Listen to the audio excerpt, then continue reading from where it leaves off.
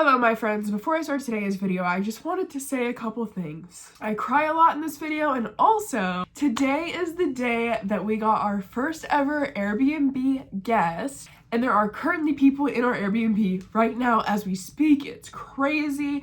I've had a whirlwind of emotions about it today. We've worked so hard to get this Airbnb up on the market. Tomorrow I am planning on filming a Airbnb tour, like a full in-depth tour. I know that everybody has like seen the Airbnb because I've posted like TikToks and stuff, but I feel like a full-length YouTube video to like show the entire like Airbnb would be really, really cool. Yeah, this video is me rambling about a bunch of stuff, from getting sober to being a mom, being a wife.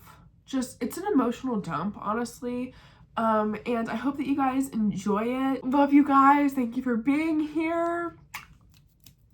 Enjoy the video. I'm here and I have liquids. I made tea, mainly because I think I'm getting sick. Or not sick, I don't know. I just have like a runny, stuffy nose. Also, I look like I'm in like a teenager's room. I swear to God, I'm about to be 25 and this is my stepdaughter's room. She just has the best lighting in the house. I can't say I have a small house because this is the biggest house I've ever lived in. Well, like, no, lies. I lived in a bigger house when I was a kid at one point.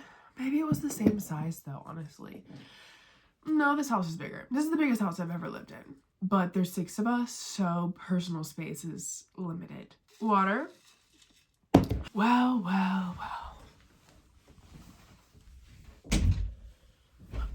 Let's bundle up. Let's get comfortable. I feel like it's been a couple weeks since I posted on YouTube. I've also been getting a lot of comments asking me like when I'm bringing my podcast back at the beginning. So like a year ago, like the beginning of 2025. The beginning of 2024, not the beginning of 2025. 2024. I launched Dicey Digest, which was podcast. I was filming in like a podcast studio. I had editors, and it was awesome. Like it was a really good gig. I was paying for everything out of pocket, and it got really expensive to like keep maintaining, and I wasn't able to put that much. Like doing a podcast and figuring out what you're going to talk about on every single episode and like making the time to actually sit down and record, it was just a lot. It was a lot for me. And with Dicey Dies still being open, and I had employees, and I was also trying to do social media, and like things were so much different a year ago than they were today. Like a year ago, I wouldn't have even been able to post like the freaking 4 YouTube videos that I've posted in the past couple weeks, couple months. Like a year ago, my time was completely tied up, to say the least. And I couldn't keep doing it. I know I'm a quitter. I don't know what else to say. So when people are asking me like, when are you going to bring back the podcast? I need to make sure the timing is right. Like, after I shut down Dicey Dies, I wanted to start podcasting again, like almost immediately. I love yapping. I'm a yapper, you know? But I didn't want to rush it, and I was trying to get the Airbnb set up, and the kids are in like literally so many sports right now. So many sports. And my free time is just not there. It's getting there though. Like I feel like I'm becoming a human again. This is a lemon ginger tea. It's freaking bussin', it's slapping, it's hitting all the right spots. Yeah. So firstly, I wanted to open this video by saying I'm almost 5 months sober. Sober from everything. Sober from drinking, from smoking the God's gracious green ganja, from everything, okay? From experimenting with everything, from shroomy, like from everything, okay? And I have to say, the past year has been really weird for me. The past 5 months has been really weird for me. The past 5 months being sober has been weird for me, but also just the past year in general. In March of 2024, I went to jail, and I know that I always go back to this point, but I don't think that you guys understand like how much of a pivotal pivotal point that was in my life for me. We're in, obviously, like in February, this is like when everybody's filing taxes, everybody's sending out, 1099s and like your W-2s, and you're getting all that stuff. So I'm getting all of my 1099s, all of my brands and partnerships that I did in the previous year. I'm getting all of those so I can file my taxes for this year. And so I'm getting these and I'm opening them up and I'm sending them to like my accountant and stuff, and like, not my whoever, like the CPA, whoever files my taxes. I'm getting it all ready so that I can submit it all and getting my write-offs together, which it takes forever. Sometimes I even have to file an extension, but still. I'm starting to get all of that stuff in. And as I'm looking at these 1099s and the work and the money that I made, I'm realizing how many of the W-2s, I'm realizing how many of the 1099s were cut short, meaning I didn't get to finish the contract. I didn't get to finish working with the brand. So I just got paid out what I had already done. And, they had terminated contracts with me. And that was, obviously my own fault because of my actions, because I got arrested in Nashville, and that caused a public uproar, and brands started to look at me differently and didn't want to work with somebody like me, which is completely understandable. And obviously that's hurtful, but at the same time, I, from a business perspective, understand, and my actions were really, really ugly. So I guess I'm just like in a second round of like reflection from that. I lost so much in 2024, not only like monetarily, but just like, I don't know. I definitely lost a part of myself in 2024, and even lost a part of myself, I feel like, getting sober. So as I'm getting all these 1099s back, I'm like going back and like looking over contracts and like really like reliving essentially what it was like to get the emails from these brands that are like, you no longer align with us, brands that I have been working with for years, and that I like actively use their products, like even before I was signed with them, and like just a really dark place, and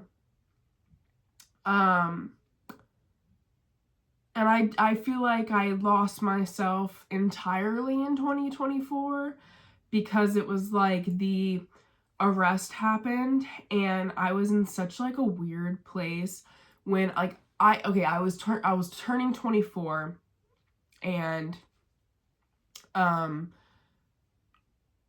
had claimed it. Like I had claimed that 2024 was like going to be like my year, and that was going to be the year that like I figured everything out, and that, it was going to be like my redemption year, and it wasn't. Like 2024 broke me in so many different ways, and a lot of it was my own fault. Really, Sky? Like, really, though? Like, you weren't drinking water the whole entire time. So March 2024, that happens. The arrest happens. And then I get dropped by brands.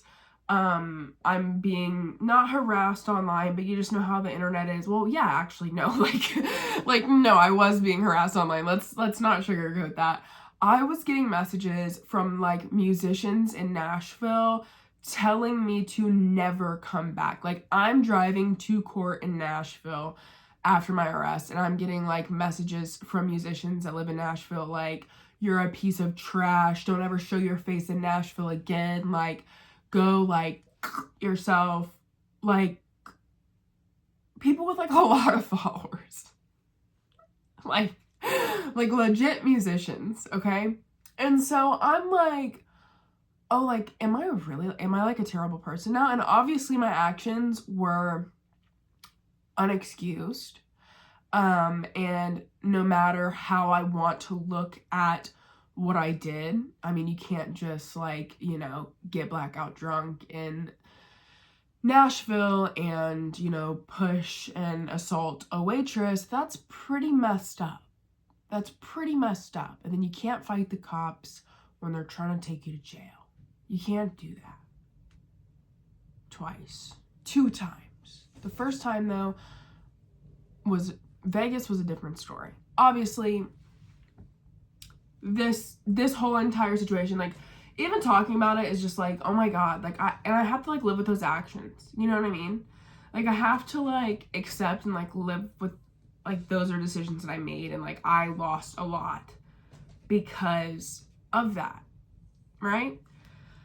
And you'd think the first time I went to jail, even though, like, it was completely different, and I still to this day 100% think that I was drugged because I have zero recollection. I woke up in jail screaming in a straitjacket when I was in Vegas, and Nashville, like, I remember pretty much all of it. I just definitely wasn't in the right state of mind.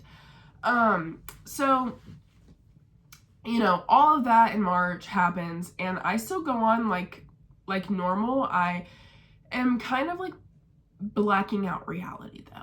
I was a stoner for a very long time. That was a part of my brand, being a stoner, being like plant medicine, plant friendly, 420 friendly. Like, we used to have a sign in my store that literally said, "Sorry, we're stoned." Like, that was like my whole like motto, okay? And I would sell stony merch, do stony events. I mean, like, that was like who I was as a person. Like, the foundation of me was built on that.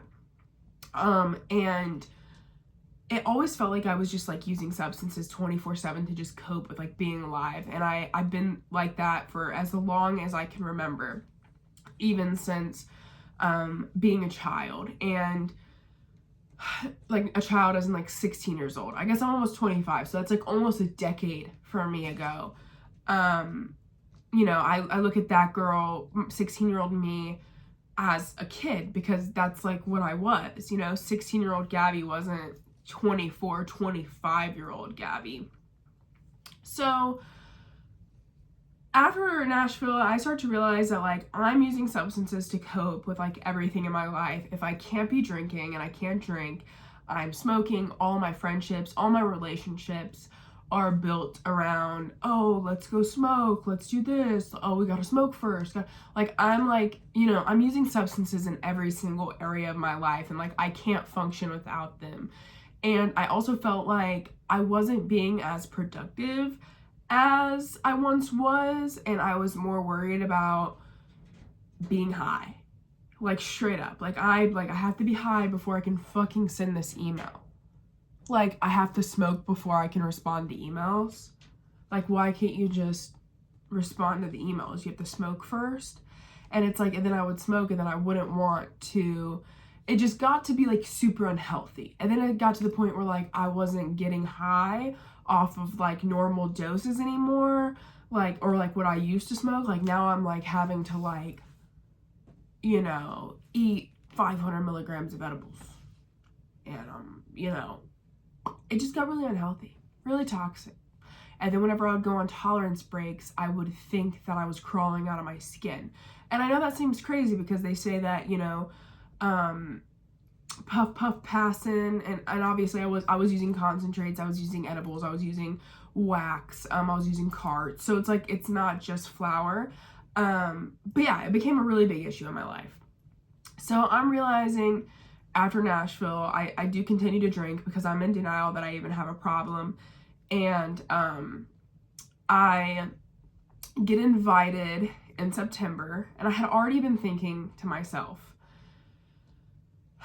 I need to get sober. Like, I need to stop drinking. I need to actually give up alcohol. I've had a problem with alcohol since I can remember. I mean, I started drinking probably before I should have started. And I've always made really unhinged decisions and been a very nasty and vile person when I'm drinking. And that stems back to me being super, super young. I feel like alcohol was a part of my culture as a teenager, and it was a part of my culture in the military. You know, you get off work, you start to drink on the weekends. When you're in the barracks, you drink.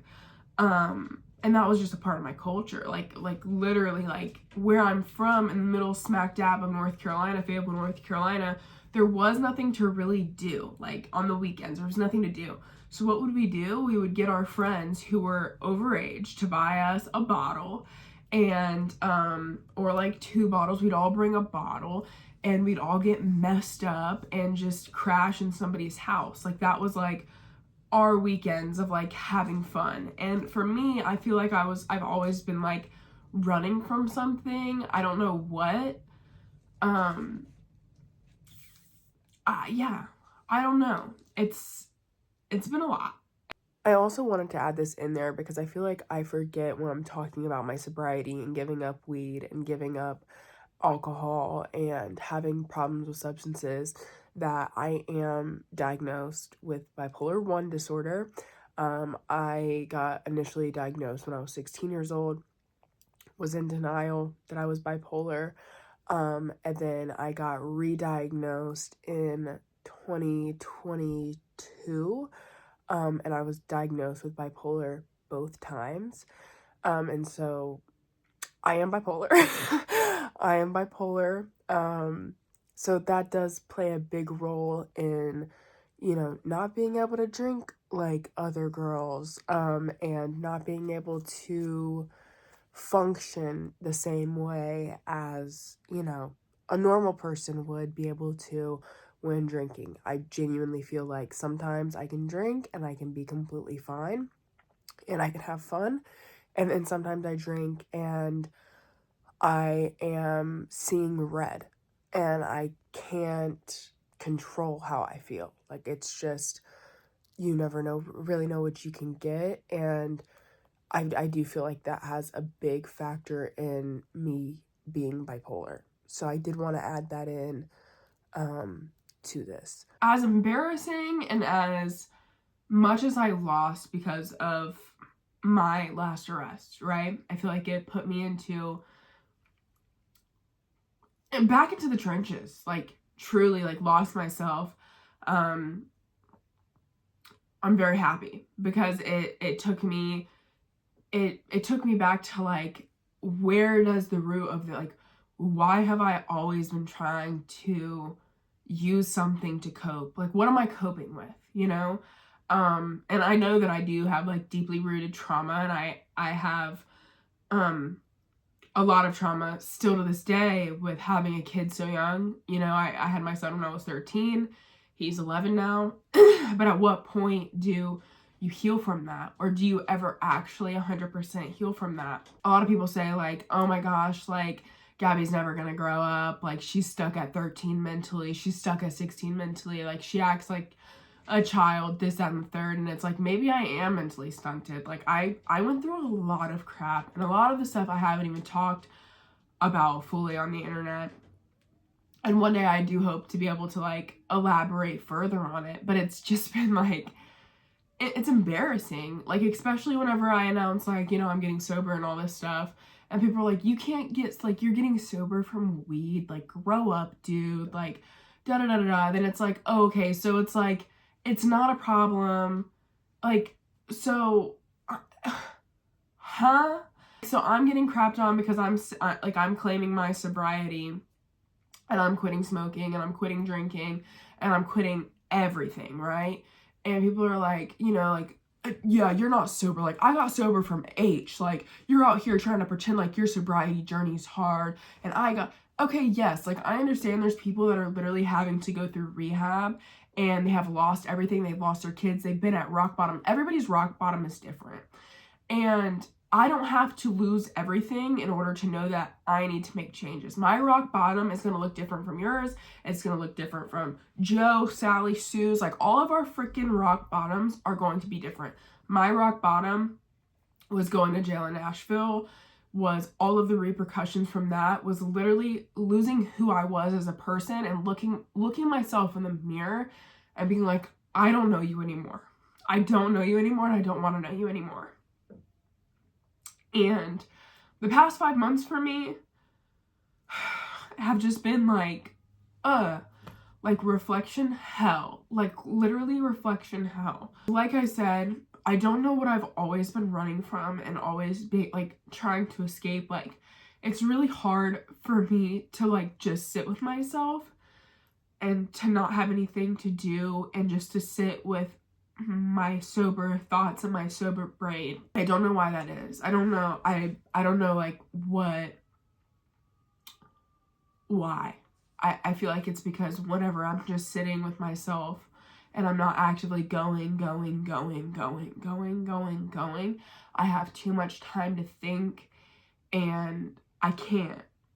And recently I've been like learning to like just sit, think, and process. And that's been probably one of the best gifts that I've ever given myself, even though in the beginning it was really, really hard. And I'm very thankful that I have so much support and I have 4 kids that keep me going and they keep me busy, and I always do seem like I have something to do. But it's weird coming home, like now that I don't have a business that I'm like actively running, like a storefront that I have to be at every day and that I have to check in on, and like I don't have an excuse anymore to not be home, right? So like there's not work that needs to be done at Dicey Dies anymore. I'm home. Like I'm home more.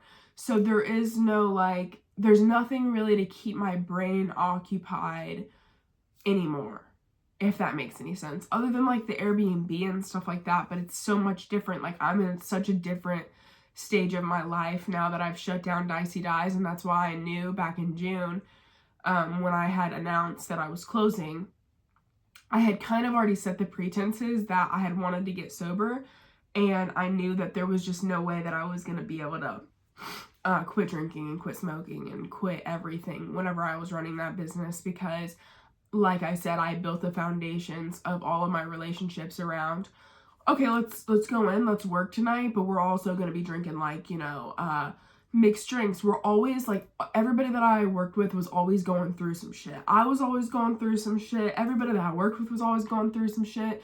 We were always celebrating, but we were never fucking winning. We were always celebrating and drinking and like smoking and like not partying, but like that's what it was. It was like we were always like, you know, drinking away like something was always going wrong. And in June, when I had announced that I was closing, I had known that like, okay, like once I close this down, I really need to start taking my health more seriously. I had been having stomach issues for a very, very long time. I wasn't eating right. I was drinking a lot. I was smoking a lot. I just wasn't taking care of myself. Like straight up, I have 4 kids to be here for. And why am I so depressed? And like, why am I getting myself into these situations in Nashville? And why is this me? Why is this me at 24? This is not who I want to be. And like I said, I was looking in the mirror and I was like, this is not, I'm so much more than this. Like, I'm not this person. I'm stuck. I felt like I had plateaued. Like I've had gotten myself, I don't know, like I was just stuck in this version of myself that I definitely didn't want to be forever. So I announced Dicey Dies is closing in June. And I did want to say there have been a lot of rumors that I was on snow and that I was on pills and like that all this stuff, like that's how I lost weight and because I was on snow and like whatever. That's not the case at all. I did a lot of crazy crap back in the day before I joined the army, and a lot of stuff that I'm not proud of, put myself into a lot of terrible positions. I mean, a lot of stuff, okay? Yeah. I've ended up in the hospital, like, about to die from doing crazy drugs, multiple times back when I was younger. That was a part of my reflection after going to Nashville, is that I'm one of those people who, like, I just can't do anything, you know? Maybe one day I will be able to smoke, like, recreationally for fun, but I can never let myself be dependent on it again. And I'm definitely not ready to start using recreationally for fun, because I'm still at the point where you give me a little bit, I'm gonna take a mile, honey. I'm gonna take a mile. I also knew that I had to stop vaping. So I had given up vaping first, right? And then I quit smoking weed. And then I stopped drinking. And then I quit smoking weed. Girl, talk about the trenches. Talk about the trenches. Talk about the trenches. Oh my God, I'm just thinking about like the first month. I'm such in a better place now. But girl, I could cry just thinking about like how freaking vulnerable I was. I was telling like some of my friends like the emotional like hell that I was in after I had quit smoking weed. Like, I wanted to cry about literally everything, and I'll never forget finishing a Pilates class. Okay, this is so embarrassing. And like, I had finished the class and like I wanted to cry, and I wanted to thank the instructor and be like, thank you so much, like I really needed this class, and like I'm really going through a lot right now. Thank God I didn't do that. Like, I wanted to like cry to him and like thank him for like being such a good instructor. I would never be able to show my face there again. Like, I was in such a bad mental space. Like, I don't think anybody truly understands like how bad I was in September. And what had like pushed me to the point of, you know, getting sober was, like I said, June announced the store closing. We're preparing for the store to close. I decide to quit vaping. August, I think. August? Pretty sure it was August 1st. September rolls around. I get invited to do a podcast in California. So I go out to be on this podcast, and it is for a recovery center. And if you like watch this podcast, like I was sweating. I usually, anytime I would fly out to California, I'm one of those people, like if I don't smoke in like a day or two, like 24 hours, the shit starts getting out of my system. I'm profusely sweating. I can't function. I can't eat. Like, I'm like sick, right? That's how I was. And so usually anytime I would fly to California, I would hit the first dispensary as soon as I get off that plane. I'm stopping and I'm getting some bud. Yes, I am. I'm getting a cart. I'm getting some gummies. I'm getting some flour. What are we doing? What's up? But I was flying out there to meet up with a bunch of like sober people. I'm going to a recovery center to do a podcast about like being a teen mom and overcoming all of this stuff. And it's called the Against All Odds podcast, and my episode's still up. And Maud's son actually did an episode the same exact day that I was filming my episode. And so I got to meet Maud's son, and that was a really full circle moment because I got to like listen to him film his podcast live. And he has such an incredible story. He's such a beautiful human being. Like, that was so amazing. And that entire experience being out there with Rachel and RJ and Hunter and going to my first AA meeting and getting to hear people speak, I was like, oh yeah, like I need to get sober. Like, I need to put everything down. And it wasn't even just the weed, it was like mainly the alcohol. But that was when I came to like my senses. And I didn't buy weed when I was out there in California because I knew I was going to meet up with the sober people. Now I'm one of them. So I'm like tweaking in my podcast episode, like low key. Like, I'm like stressed out. I can't even get my thoughts together. And I came back from that trip with a completely different perspective on how I wanted to live my life moving forward. And ever since then, haven't picked up anything. Haven't drank, haven't smoked. So I've been sober since September 20th. And it is the best gift that I've ever given myself.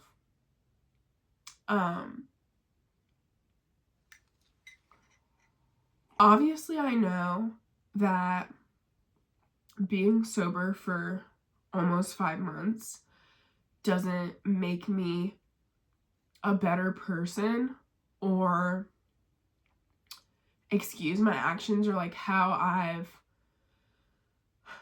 acted in the past, especially whenever I was drinking or like, you know, whatever. But I don't know. I'm starting to look in the mirror and like, I like her.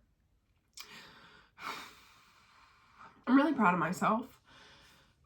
Because I feel like I'm finally on the path to becoming like who I want to be. And I definitely feel like I'm becoming a better mother. And I know that I've always been a really good mom. Like, that's one thing that I can be crap at everything else in the world, but I would always put my best foot forward into being a mom, like, regardless of whatever I'm going through mentally, physically. Like, I'm always showing up for my kids regardless.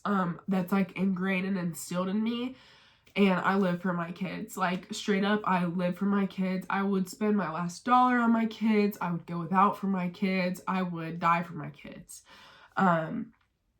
For sure, 100%. But I definitely feel like in the past, like, almost 5 months, have just been more present. I'm soaking in every single moment. I'm realizing how fast time slips away from us, and like, I don't know. I'm here. I'm present. I'm soaking it in, and I don't feel like I've done that in a really, really long time.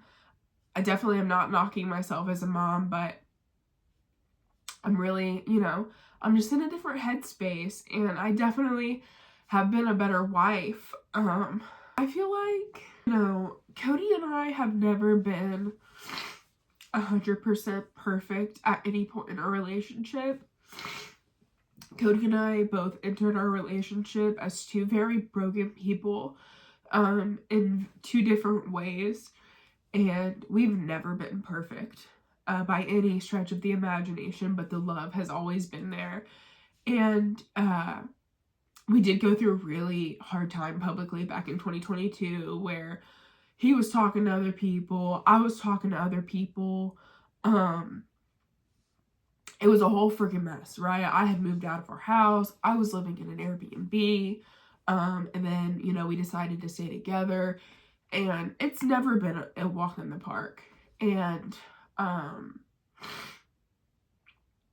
I feel like getting sober has like finally given me the chance to like actually work out some of my issues, because even though he has his own issues, so do I. I feel like I deemed myself unlovable at such a young age, and when you're 13 and you're pregnant with a kid and you just want everything in your power, like, you would do anything in your power to make sure that 13-year-old you and the baby's dad would stay together. And even though he left you during your pregnancy and he proved to you multiple times that he didn't want you and it wasn't going to work out, you know, I did majority of my pregnancy alone with my parents, and I mean, that was probably like actually the darkest time of my life. Like, I don't even know how I lived through that. I've never felt a pain like that in my life, especially being 13 and like not knowing, like, I would rather be pregnant now and be left by Cody. I would be able to live through that, you know. But being 13, you're in such a more vulnerable place. And I did most of my pregnancy alone, and then he came back, you know, right before I had my son, and he stuck around for a little bit, and then he ended up leaving me for another girl, and I was the one who finally had to like cut it off and be like, okay, like, we're not ever going to be together again. And I thought that there was something like wrong with me. Like, there was like, I know that I was like a crazy 13-year-old girl, but like, I thought that there was something like actually wrong with me after that. And I did go on to like have another like high school like relationship that was relatively like decent, but there were still like trust issues there because I had been cheated on so much, and like, he did make me feel really secure within myself. But then that relationship ended with me finding out he was sending love letters to his ex-girlfriend. And that was like a slap in the face, because it's like, how are you going to do me like that? You know? And I feel like after that relationship is whenever I really like flew off the freaking handlebars. And I'm not talking crap about my high school boyfriend at all. Like, he was such an amazing guy, and his family was amazing to me. We weren't good together at the end of the day. Like, I had a lot of unresolved trauma from having a kid so young, and I still feel like I am forever going to have trauma because of that, right? And that's why I talk about the importance of, if you're a young girl, be a young girl. Like, play all the sports. Play all the sports. Be involved in all of the art clubs. Like, if you're looking for love, like, find it in friends. Find it in anything other than boys. And just be a kid, because you have like so few years to just be free and be a kid, and you need to do that in those years, or else like you don't get it back. Like, then you're an adult, and like you don't get to get that time back, right? And that's whenever, like, you know, you see people like me who have like unresolved trauma as an adult, and they're acting like they're freaking 16 out here wilding out, is because, you know, they had to grow up at a really young age, and they never really got to like form, like, you know what I mean? Like, please, for the love of God, if you're a teenage girl, like, be a teenage girl. Like, these boys are so dusty, musty, crusty, okay? They don't pay no rent. Like, like, girl, please listen to me. You don't need a boyfriend. Oh my God. Ugh. But what was I talking? Oh, so like, I feel like, you know, after that relationship with my second high school boyfriend, and like I had found out that he was like sending love letters and stuff, I was like, there must be something like really wrong with me. Like, why can't I get somebody who just likes me? Like, you know, like, what is wrong with me? And that's whenever I flew off the rails. Anytime that I didn't have Jalen, he would go and stay with his dad's parents like every other weekend, and I was gone. Like, I would be with whoever, whenever. I was on Tinder. I was not well. Like, I went through a severe hoe phase. And like, I had guys who like wanted to be with me, and I was like having like 5 different boyfriends at one time. Like, that's whenever I feel like true heartless. Like, the worst phase and era of myself was when that relationship ended. I was in my last year of school, because I fast-tracked 2 years in one, and I had finally like gotten a car, and I bought my own car. I was working as a server, and you know, that's when my heartless era began. And then I you know, went through this really bad phase. I was not well at all, physically, mentally, emotionally, not well. And I ended up, you know, getting into another relationship before I joined the Army. And the problem with that was I got with somebody who actually really cared about me, really gave a crap about me. But for some reason, like, I like could not accept love at that point. Like, he cared about me so much, was so sweet to me, like, he also like gave me an eating disorder too. So like, but that was because he was unwell. Like, he had an eating disorder. And then he passed it on to me. Like, it was like an STD or something. He didn't give me chlamydia, but he gave me bulimia, you know? He really cared about me, and he treated me really good, and like was just, you know, a really nice guy. And I could not accept that. And I was so mean to him, and I treated him so bad. And I like look back at that, and I'm just like, what is wrong with me? Again, like, what is wrong with me?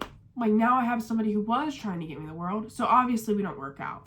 I end up getting stationed back where he's stationed. He was in the Army before I was. I joined the Army. He's my boyfriend through basic training and AIT and all that stuff. And I get stationed back. We had broken up while I was in AIT because I had gotten a girlfriend while I was in AIT while we were still dating. Because I'm literally like I'm like engaged to this dude, and I have a whole girlfriend in the barracks. in AIT. So we break up. Then me and this girl get together, and she gets stationed in Korea. I get stationed North Carolina, where I'm from. And then I started having sleepovers with my ex again. Me and Korea obviously did not work out. My God. So, like, what I'm trying to say about, like, getting sober and my relationship with Cody is I don't have the best, like, track with relationships, okay?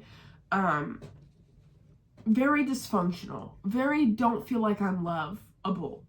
I am a very confident person, and I do, like, for the most part, majority do love myself, and I don't think I'm ugly or anything. Sometimes, bitch.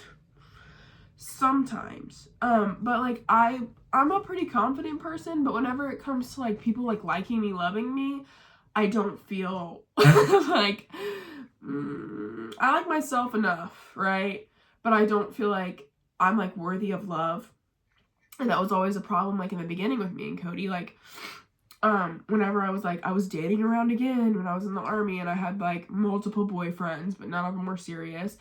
And then I matched with Cody, and I thought that he was just gonna be, like, you know, a boyfriend. And then he was, like, obsessed. And I was like, okay, like, I like the chase. Like, you're chasing me. Like, okay, period. Like, he must really be into me. And then we started dating, and the rest is history. We've been together for almost 7 years. So, you know, I just feel like I come from so much dysfunction in relationships that it's really hard for me to be like, oh, like, things are good right now. When do they go bad? When does something happen? Like, when, you know?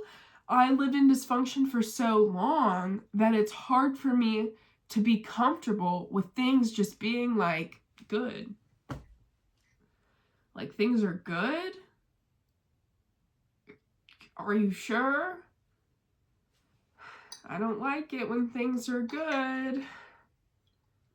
But I should. I don't know. It's just like... But yeah. Getting sober... And Cody's been sober too. I don't even know. I know a lot of people have asked online, but Cody stopped drinking a while back too. We both have been sober. We're sober together. We're sober together. Cody might, like, start, you know, having a couple beers here and there or whatever at some point, you know. But yeah, we're both sober right now. And, like, that's helped our relationship so much because we're able to address things faster, and we've really been working on us, and yeah, you know, things are good. I am happy. We communicate better, and we're present with each other, and we've talked about everything that we've put each other through, and we've, you know, I realized how messed up we both were. Like, it's just a crazy place to be. It's just a crazy place to be in 2025, feeling like I'm, for the first time, like, seeing clearly since I was probably, like, 16 years old. Because I've always just been, like, I don't know, you know? I definitely am not, like, at my, like, prime right now. Like, I'm not, like, killing it. I'm not, like, killing it.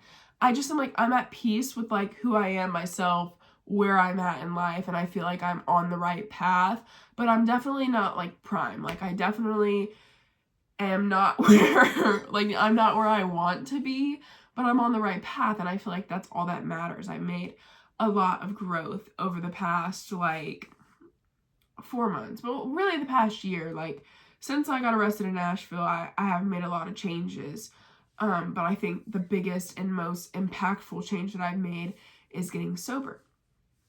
And I'm really proud of myself for that. And I'm really proud of who I'm becoming. I'm proud of me. I don't know why I'm crying. I need some more tea, and I need a new napkin to blow my nose with. I feel like I had more to talk about, but I can't remember what it all was. I don't know where we really left off because I know that I was crying. I went downstairs and I got one of these bad boys. Zen and Nicorette are honestly and truly what have helped me stop smoking. Not sponsored. Actually, I am sponsored by Nicorette. I actually am. Well, not sponsored, but I have done a paid partnership with them. Baddies, post for me. But if we want to talk about something else really quickly before I wrap up this video, I have been having some of the worst periods of my life.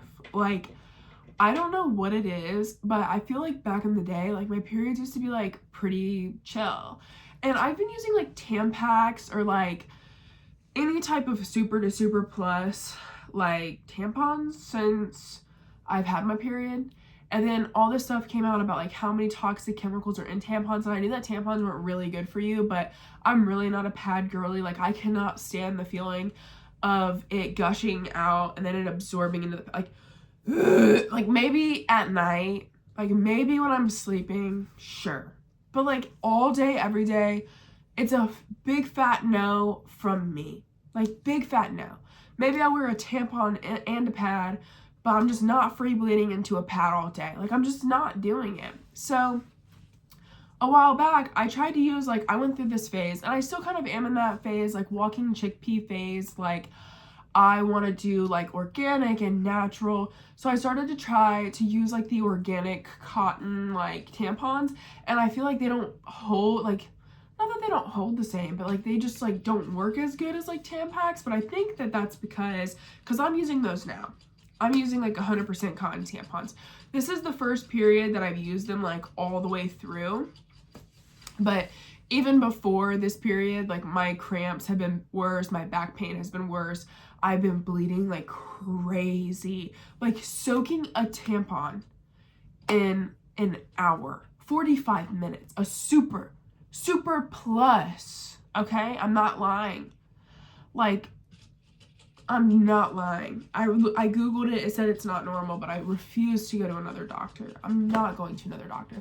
It's been like the past, like, probably like couple of months it's been like that. Like, I start my period the first, second day, soaking, cramping so bad. So I found these, like, Midol patches, and they're like heat pads. Like, let me pull one out. I got one in the front and one in the back. They're kind of expensive.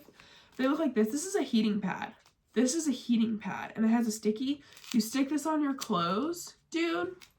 I put one in the front, one in the back, and it just gives you some heat there on your ovaries. Oh my gosh, dude, I've been beat up. That's probably why I got a stuffy nose. I'm losing so much freaking blood. My immune system is shot. But yeah, so that's been going on, but I switched to the 100% organic tampons, and I felt like they didn't work as, like, good, like, in the past. And I feel like still, like, I feel like they soak a little bit quicker, but maybe that's because there's not as many chemicals. Like, I don't know, but they've been working good this time. I just change them frequently, and I haven't had any leaks unless I, like, don't change it quick enough, and the whole entire thing is soaked.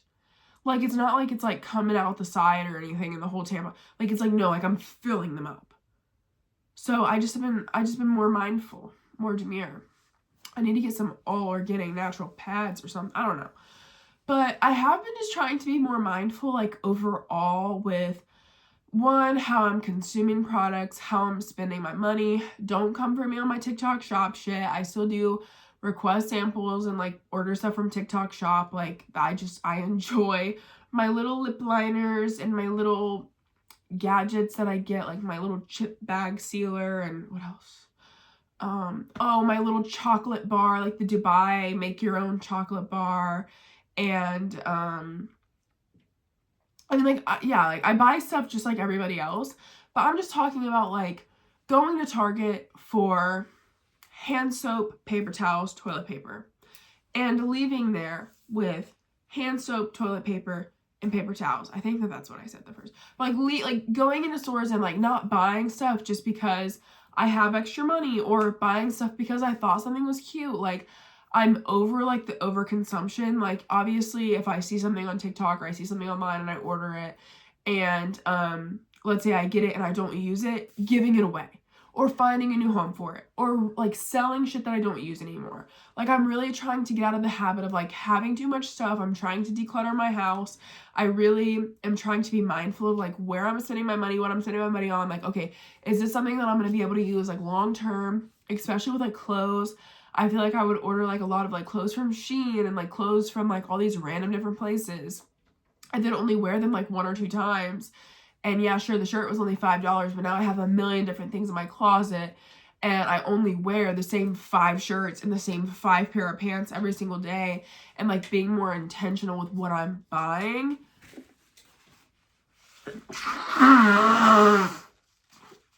Because like I said, like, oh my god, I'm literally like, why am I so stuffed up? And why am I thinking about food? I ate dinner. Like, trying to be more mindful about like what I'm buying and bringing into my home, because at the end of the day, like I said, my house is a little bit crunched. There's 6 people living in here, even though this is the biggest house I've ever lived in. It's still, you know, it can be overcrowded.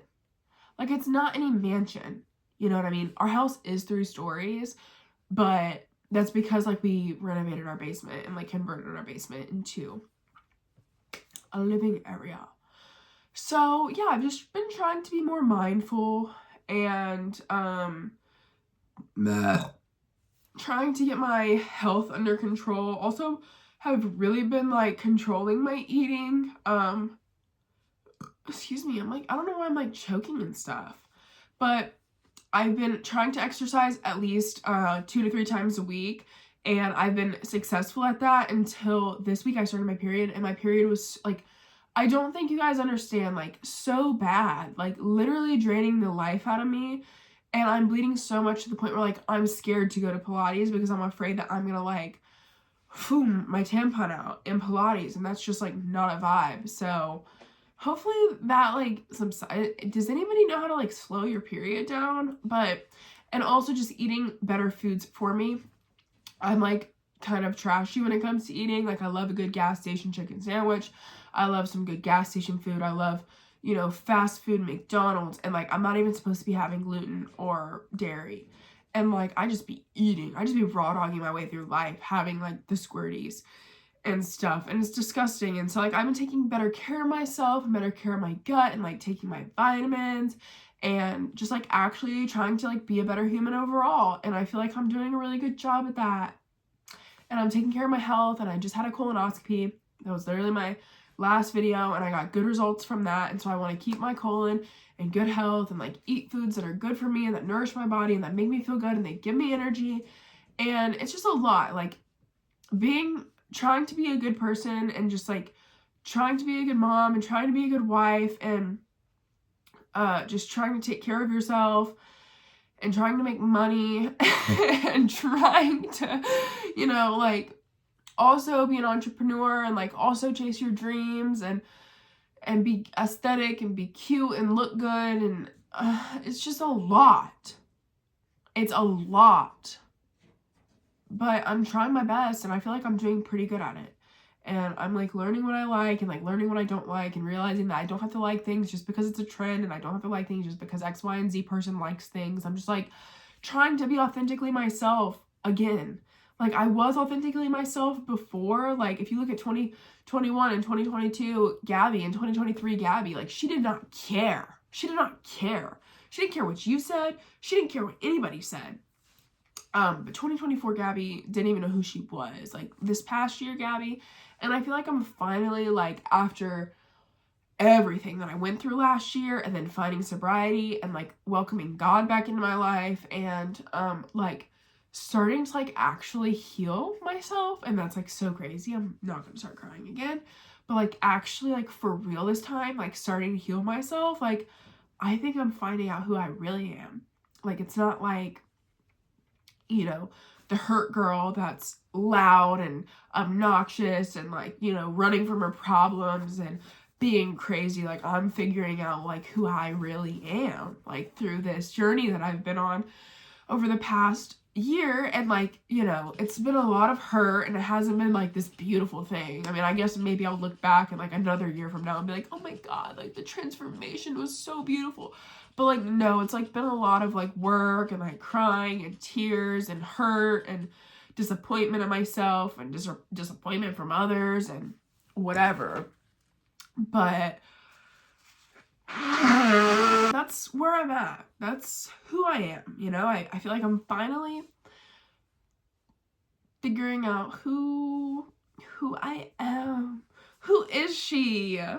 Who is she? I don't even know, but I feel more me than I ever have, you know?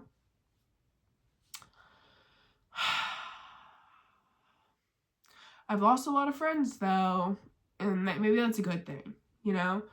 I don't do anything other than like take my kids to sports, pick my kids up from school, you know, do all of that, focus on whatever dreams I have. Like, I really want to get chickens for my backyard. Like, we're allowed to have city chickens here. I live 5 minutes from Cincinnati, Ohio, like downtown Cincy, and I don't live in Ohio. I live in Kentucky, but I live literally like 5 minutes from the city.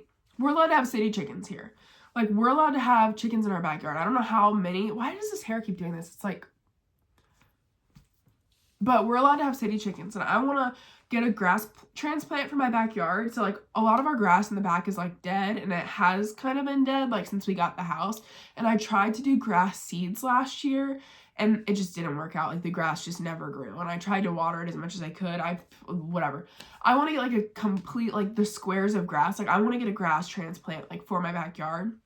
And I also want to, like, build a coop and maybe not, like, rush into getting chickens, but, like, eventually I want to get chickens. And then this year, instead of trying to, like, make my own DIY garden bed that, like, didn't even work, maybe, like, either A, like, learning how to do it on my own really good, or, like, maybe hiring somebody to come in and, like, build garden beds, and then, like, building a small gate around the garden bed, because the gate that I tried to put around my garden last year, my dogs got in and they ate my freaking veggies. So, like, figuring out how to keep my dogs out, and then also, like, if we do get chickens, we don't have a huge backyard, but, like, we have enough to work with. I also really want a new shed in my backyard, because the shed that we have now is, like, falling apart, and it came with the house. It probably could be repaired, but I would like a bigger shed so that we can get some of the stuff that's in our storage room in our basement. Like, we have, like, this, like, little, like, storage room for, like, our Christmas stuff, but I want to get a bigger shed so that the kids can, like, put their bikes and their scooters and, like, all of our outside stuff that's easy to get in and out of, and it has, like, more storage. And yeah, that's, like, those are some of my goals, like, around the house. Like, I'm trying to, like, set intentions of, like, things that I want to do this summer and, like, keep myself motivated for, like, you know, what does Gabby want? Gabby wants to do some home improvement stuff. Like, I want new grass in my backyard. I want a new shed. I want a garden. I eventually want to get chickens. One day I want to have a farm, but with the prices of houses and land, I might be here until retirement. I'm just thankful that we bought the house when we did, and that we have a home, and that, you know, I don't know. I kind of do miss renting, because then I had a landlord to call when things go wrong. Home ownership will make you go poor. Straight up. Straight up. Every time something goes wrong with your house, coming out of your pocket. I mean, obviously homeowners insurance helps and stuff, but I'm talking about, like, if a toilet breaks, you have to buy the toilet. If your AC unit goes out, you have to buy the AC unit. $6,000. $6,000 for that AC unit out there. Furnace, like, there's just so much. Anyways, yeah, that's where I'm at in my life, and I appreciate you guys for listening to me ramble.